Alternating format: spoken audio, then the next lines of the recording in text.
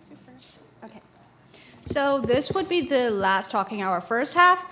We have Kartik Nayak from Duke University, and he's an assistant professor. He's going to talk about improving the latency for DAG-based protocols. Thank you so much for inviting me. I'm very happy to be here. And today I'll be talking about Sailfish, improving the latency of DAG-based protocols. So this is joint work with lead author Nibesh and Aniket. So this talk will be in two parts. The first part, the smaller part, is where I will be motivating DAG-based protocols. And in the longer part, I'll talk about our protocol Sailfish. I'll explain the protocol and explain how we get good latency. So the problem that we are interested in is state machine replication, where a group of parties agree on a sequence of transactions submitted by external clients. And they wish to do this even if some of these parties may be faulty. So you have transactions coming in from external clients. These parties run some consensus protocol and output blocks, and they would keep repeating this over and over again. There are two key properties that you're interested in, safety and liveness. Safety says that any two non-faulty parties over here do not learn a different sequence of values. And liveness says that a transaction that is proposed by a client will be eventually executed by every non-faulty party. So you want to achieve both safety and liveness, even when some of these parties may be faulty, and we are interested in Byzantine faults or arbitrarily malicious faults. So we'll assume that T out of n faults, n parties over here are faulty. And second, protocols typically consider different network conditions, and the network condition that we assume over here is partial synchrony, which says that the network may be asynchronous until some unknown time, and after that it is synchronous. And it is typical over here to consider tolerate up to 1/3 Byzantine faults. And if you look at the literature, there are two key metrics that people have tried to optimize. So one is latency, which is the time to commit a client transaction. And the second is communication complexity, which is the number of bits communicated by these parties to commit a transaction. And in the literature, there has been a lot of work in the past 4 decades. And many of these works follow this approach where there is a leader, some designated party for some time of the protocol, who's responsible for proposing blocks of transactions and agreeing and getting parties to agree on these transactions. So if you have an honest leader, and the network is good, this honest leader will ensure safety as well as make progress in the system. If this leader is malicious, if it's Byzantine, you cannot expect progress, but will still ensure safety still holds. So by switching leaders every now and then, we will have honest leaders and we'll keep making progress. And there are many such protocols that follow this approach, PBFT, hot stuff Pala, hot stuff 2, and so on and so forth. And in fact, if you look at the two metrics that we spoke about, these protocols, if you look at PBFT, it already achieves ideal latency in 3 rounds. If you look at hot stuff, it already achieves ideal communication complexity. So, well, aren't we done? It turns out that, intuitively, we typically think of, we relate communication complexity directly with throughput. And that may or may not be, there is a relationship, but it may not be the entire story. And with leader-based protocols, the leader may be a bottleneck under some scenarios. And in particular, there may be situations where the leader is working, whereas all the other parties are sitting idle. So let's say the leader is sending a 1 megabyte block to 1,000 parties, so it is sending 1 gigabyte worth of data, whereas all of the other parties are doing very little work at that time. So this results in unequal scheduling of work at a given time. So the resources are not very well utilized across all of these parties. And second, if the leader fails, there's no progress. So because of these reasons, despite having good communication complexity, we may not have good throughput. So practically, whenever you use leader-based protocols, there are several techniques that they use to actually mitigate some of these concerns. So there are ideas around data availability oracles, and extension protocols that use erasure coding to reduce the amount of work that the leader does. So definitely these ideas help. However, DAG-based protocols is a line of work where they solve these concerns in a more fundamental manner. So intuitively in DAG-based protocols, every party performs similar work at all points of time. So where everyone is proposing a block at each time, and then they make progress. So they fundamentally solve this unequal scheduling problem. And at the same time, your DAG construction does not depend on a leader. So everyone is making progress by proposing blocks. The disadvantage, though, is that since everyone is speaking at any point of time, you may have higher communication complexity compared to leader-based protocols. So while you get these properties in a straightforward manner with DAG-based protocols, you can still have leader-based protocols obtain these properties. So one thing that I want to stress upon is the terminology leader-based versus DAG-based. This is something that's often used in the community, and both terms, in my opinion, are misleading. Many leader-based protocols produce chains, and each chain is a DAG.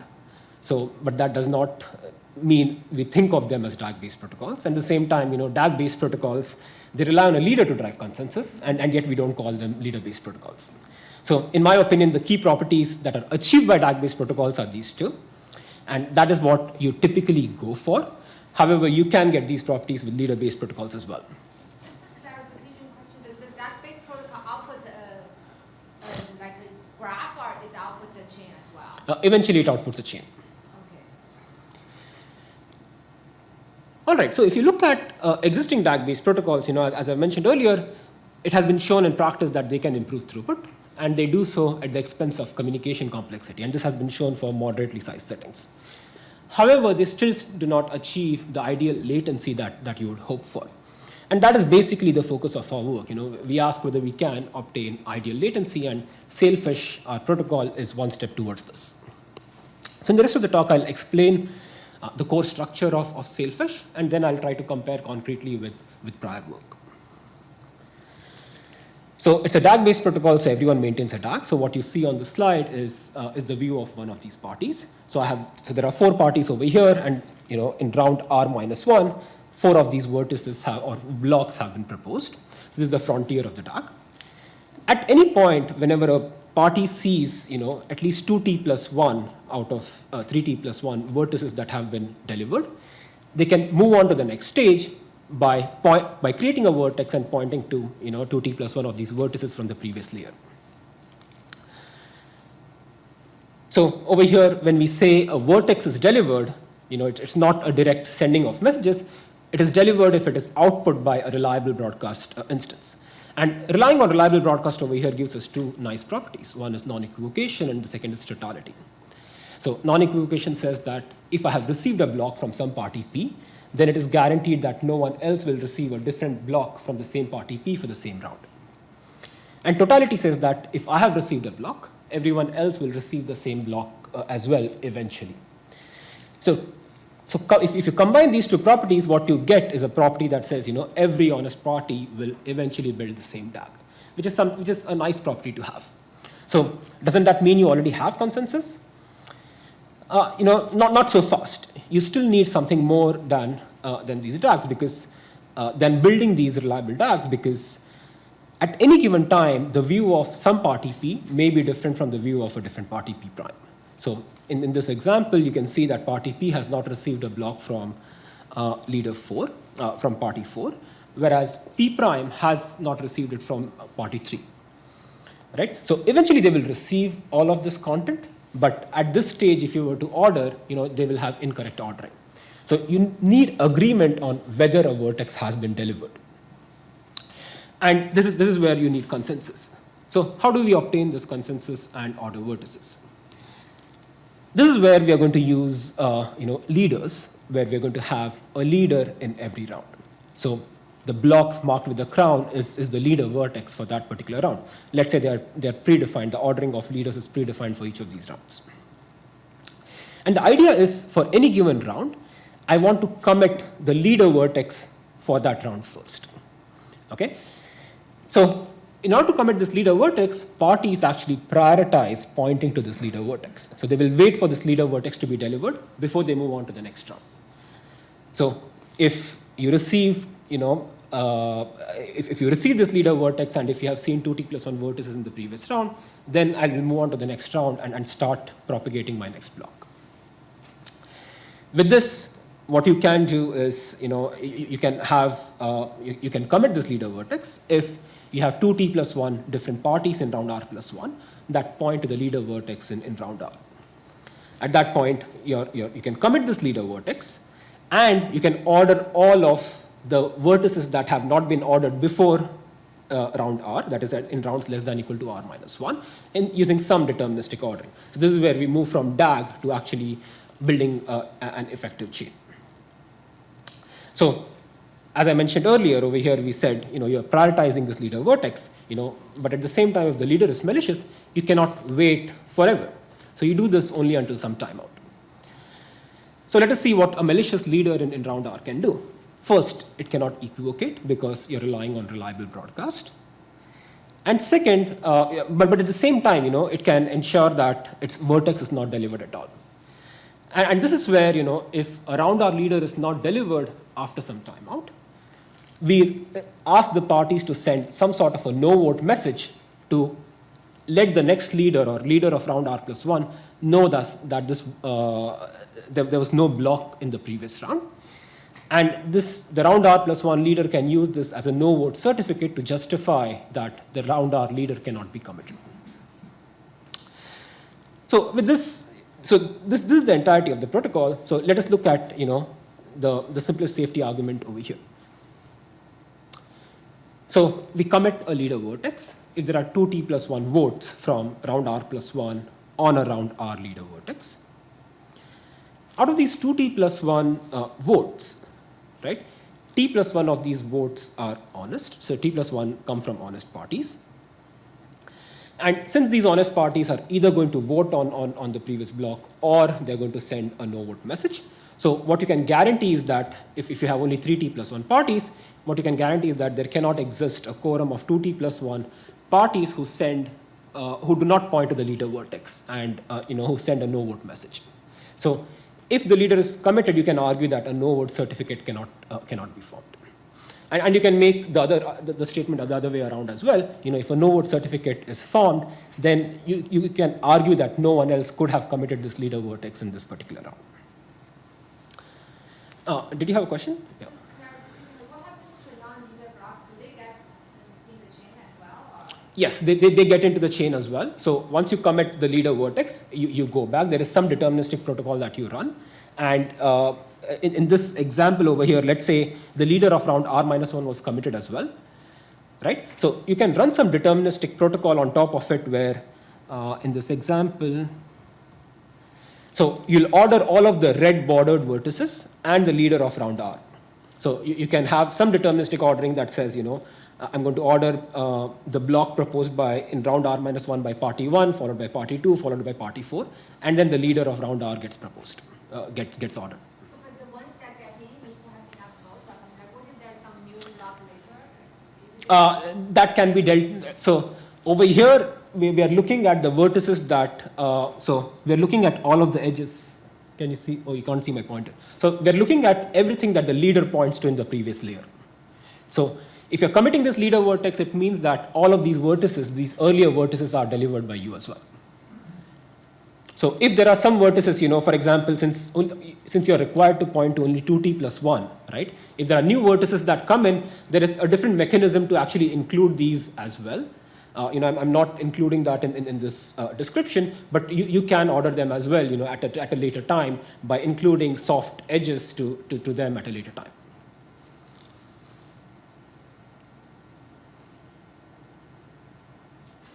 But if people vote on different blocks, wouldn't there be like?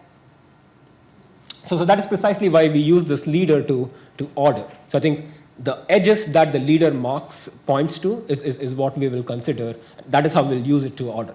Otherwise, you're going to have the same DAG, that the leader is the one who we are using to actually order these vertices. I'm not worried about the leader, but like, are people allowed to vote for different blocks in the same level? Like, can I vote twice? Or how many times can I vote? So in round R, I vote for 2t plus 1 greater than or equal to 2t plus 1 vertices in round R minus 1. So votes is basically these edges that you include in the block. I'm voting for at least 2t plus 1 unique blocks in the previous round.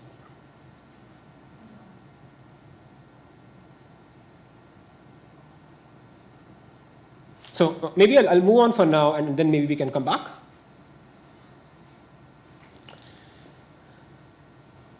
All right, so the core safety argument over here relies on, t plus 1 honest votes. And the argument is that these t plus 1, since there are t plus 1 honest parties, they will either vote or they will send a no-vote certificate. And this is the crux of our argument where we can actually obtain good latency. And in particular, I think while everything is run through an RBC over here, when I introduce a vertex, it's actually going through a reliable broadcast protocol. Since we are relying on T plus 1 honest votes, they are not going to equivocate. So they'll either vote for the previous round, or they will send a no vote message. And because of this reason, it turns out that for committing a leader vertex, in round R plus 1, I do not need to wait for the entire reliable broadcast to complete. So as soon as I see 2 T plus 1 votes, I know T plus 1 of them are honest, and I can immediately commit it. So the latency for committing a leader vertex thus is the time to propagate that block, that is one reliable broadcast, and additional 1 network delay. And consequently, for a non-leader vertex, it takes another RBC because you're committing round R minus 1 non-leader vertex in round R plus 1.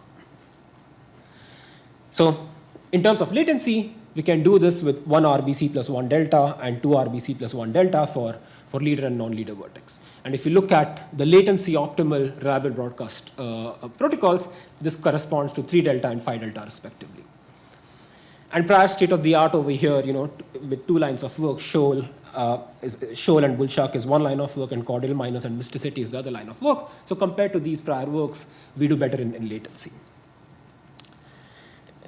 Interestingly, prior works, especially the line of work with Bullshark and Shoal, they did not have leaders in every rounds. And this was because of the way they constructed this protocol. Our construction with this votes or no vote certificate allows us to have a leader in every round. And finally, we have this nice modular architecture where you're still relying on only RBCs to propagate, whereas other works such as Cordial Miners and Mysticity open up this black box only to improve latency, and yet we are able to get better latency.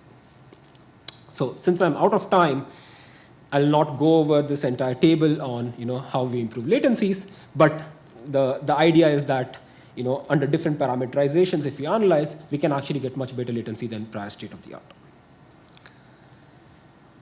So to conclude, the first thing that we learned over here is that you can have DAG protocols so DAG protocols allow you to achieve equal scheduling of work and progress at all times, and this can be helpful in achieving better throughput. We discussed Sailfish, where you have a leader vertex latency of 1 RBC plus 1 delta, and for a non-leader vertex, it takes another RBC. And finally, something that I did not discuss in this presentation, but something that we can do is have support for multiple leaders in a round in some sort of an ordered fashion. Thank you, and I'd be happy to take questions.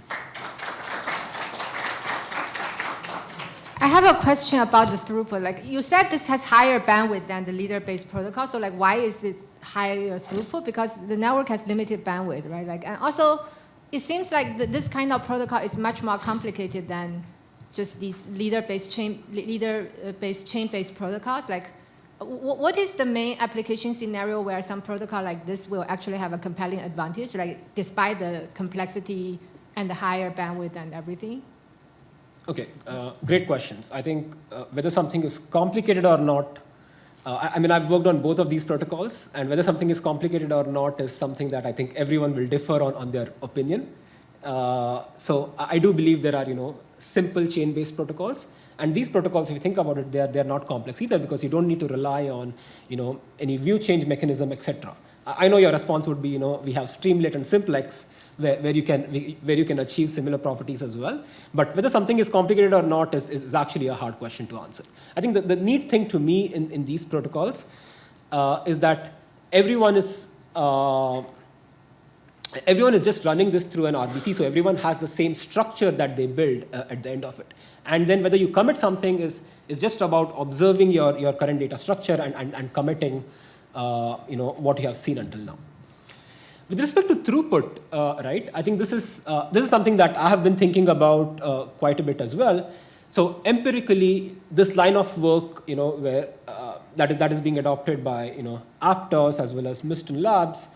So what they have observed empirically is when you implement this, you do get better throughput. And why is this the case? I guess conceptually, here's a very simplistic example, right? So let's say there is a leader who is sending a 1 megabyte block to 1,000 parties, right? So the leader is doing the leader is effectively sending 1 gigabyte worth of information to each of these 1,000 parties, whereas the bandwidth of the recipient that is utilized per party is 1 megabyte. So in that sense, there is this inequality in how much work that happens. So yes, I guess to address this, one way of doing, dealing with this is to use erasure codes, extension protocols line of work or the data availability line of work, where you can reduce the amount of work that the leader does, but still there is an unevenness in, how much work happens at the leader and at one of these recipients. But my question is, if here everyone needs to send to everyone else, where in the leader-based protocol, only the leader needs to send to everyone else, isn't the leader-based protocol better, strictly better in terms of throughput then? So everyone is sending, but a lot more is getting sent as well. A lot more is what? So I think everyone is sending, but a lot more is getting sent as well. Right? So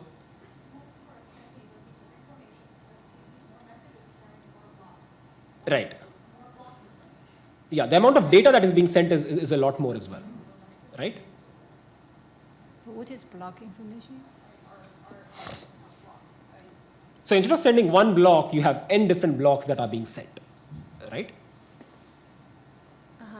So you're saying there are n blocks and everyone's sending a different block, but Yes. the leader base is like one leader is sending all Yes. the blocks. But it's like easy to just have a different leader for each epoch, right?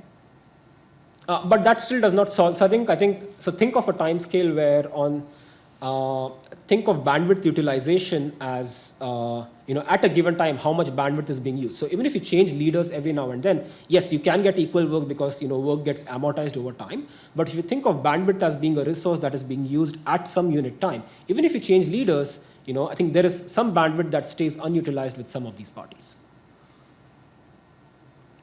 I see. Yeah, I guess I kind of see what you mean, but I think it's like also interesting to understand what network model, what network model can this get better bandwidth? Yeah, I think I totally agree with you. So I think what prior work, so I think over here we're in the process of implementing this work. We don't have an implementation as yet. We'll have it very soon. But what prior work has shown empirically is that you can actually get better throughput. And over here, I think with these arguments, I'm trying to understand to myself and trying to explain to you why I think this must be the case. Do you have any ideas on what's the optimal latency, or also thinking about what's the optimal throughput? What's the optimal latency is, so again, I think there are different parameterizations over here depending on what reliable broadcast you use. If you use a latency optimal reliable broadcast protocol over here, so we can get 3 delta. And 3 delta in partial synchrony is the best you can get because we have like a lower bound when you're thinking about good case latency. With respect to these other terms that we have with non-leader vertex latency as well as when there are failures, it's hard to say whether they're optimal or not because they're specific to the construction and we don't have corresponding lower bound. So I cannot argue that they're optimal. In terms of optimal throughput, again, it's hard to say. I want to say the entire network for all of these parties should be saturated with useful data. If that happens, it's optimal throughput. And how to achieve that? So in my view, to some extent, DAG-based protocols is one way to actually get there. Maybe a clean way to get there. But I'm not sure if these protocols already give you that or they don't.